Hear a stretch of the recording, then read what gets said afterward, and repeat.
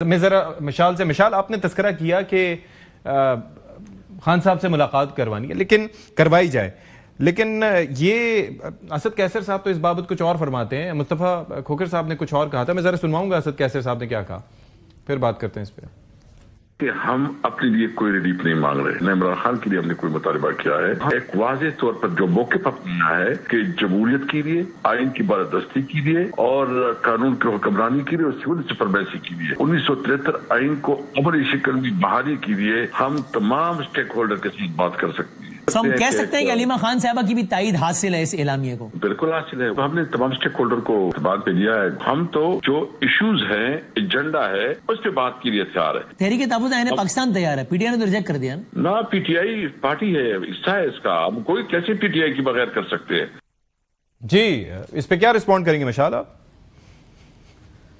سیٹھی صاحب پہلے مجھے یہ بتائے کہ عمران خان صاحب سے ملاقات کیا کوئی ریلیف ہے؟ نہیں، لیکن وہ اس مطالبے کا آپ کا حق بے شک ہے، لیکن آپ اس مطالبے کا حصہ نہیں ہے. میں یہ عرض کر رہا ہوں اس ملک کے اچھا، کیونکہ ہم محمود خان اچکزئی صاحب نے یہ بات کی ہے کہ مذاکرات کا الف عمران خان سے ملاقات سے شروع ہوگا.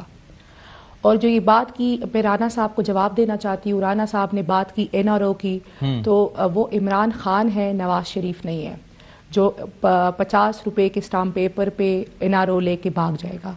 انہوں نے باہر جانا ہوتا تو وہ کب کے جا چکے ہوتے. انہوں نے کہا ہے میرا جینا مرنا اسی ملک میں، اور اسی لیے وہ پچھلے 28 منتھ سے جیل میں اتنی تمام تر تکلیف برداشت کر رہے ہیں لیکن پیچھے نہیں ہٹ رہے. دوسری انہوں نے بات کی کہ جی اور اس لیے وہ اس ٹائم صرف ملک کے لیے کھڑے، قوم کے لیے کھڑے. اچھا. دوسری بات انہوں نے کی کہ وینیو کی، کہ ایاز صادق صاحب نے ہمیں وینیو دے دیا ہے اور اب بال ہمارے کورٹ میں ہے اور ہم ڈیسائیڈ کریں. تو کل جی تحریک تحفظ آئین اور پی ٹی آئی کی طرف سے ہم ایاز صادق صاحب کے آفس جائیں گے اور ہم ان سے کہیں گے کہ جو فارمیلٹیز ہے، لیگل فارمیلٹیز، وہ ہم نے پوری کر دی ہے.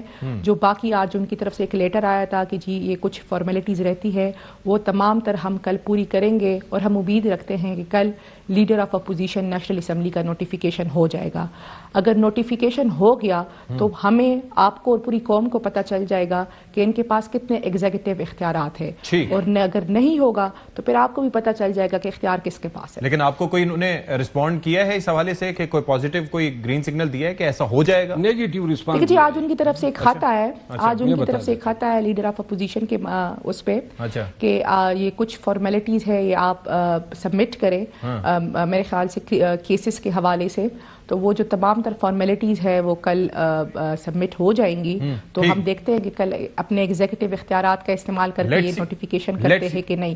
اور اگر یہ نوٹیفیکیشن ہو گیا اور اس کے بعد ملاقات ہو گئی تو میرے خیال سے مذاکرات شروع ہو جائیں گے. چلیں ٹھیک ہے. وہ کہہ رہے ہیں نیگیٹو رسپونڈ آئے. میں بریک پہ جانا ہے، رانا صاحب کا بھی مجھے کامنٹ ایک منٹ میں ایک عرض کر دوں. یہ جو مشال بات کر رہی ہے نا، میں یاد دلا دوں، ابھی تو محمود خان اچکزئی کے خلاف قومی اسمبلی میں انہوں نے ریزولوشن پیش کی، مذمت کی اس کے غیر جمہوری رویے کے بارے میں، مبینہ غیر جمہوری رویے کے بارے میں. آپ بھول گئے شاید، یہ بھی کوئی لاسٹ سیشن کی بات ہے. ٹھیک ہے. گزارش یہ ہے کہ محمود خان اچکزئی صاحب جو ہیں آنے والے 6 مہینوں تک مجھے لیڈر آف دا اپوزیشن کی کرسی پہ نظر نہیں آ رہے ہیں. اچھا. کیونکہ محمود خان اچکزئی صاحب جو ہیں ان کو پی ٹی آئی کی ان لوگوں نے رسائی کی جو اسٹیبلشمنٹ کے ساتھ روابط رکھتے ہیں، اور انہوں نے کہا جی کہ ہم مذاکرات کے لیے ان کو کہہ دے، تو انہوں نے منع کیا. تو لہذا، اور دوسری بات یہ ہے کہ محمود خان اچکزئی صاحب جو ہیں اس کا جو سٹانس ہے وہ بڑا ہارڈ کور ہے ان معاملات پہ. محترمہ علیمہ خان کے ساتھ سیم پیج پہ ہے. اچھا. لہذا امکان آپ کو نظر نہیں آتا. میری خواہش ہے کہ لیڈر آف دا پوزیشن وہ نوٹیفائی، لیکن آپ کو یہ ہوتا ہوا نظر نہیں آ رہا. ٹھیک ہے، رانا صاحب کا کامنٹ لوں گا ایک بریک کے بعد. بریک کا وقت ہو گیا جی، بریک کے بعد حاضر ہوتے ہیں.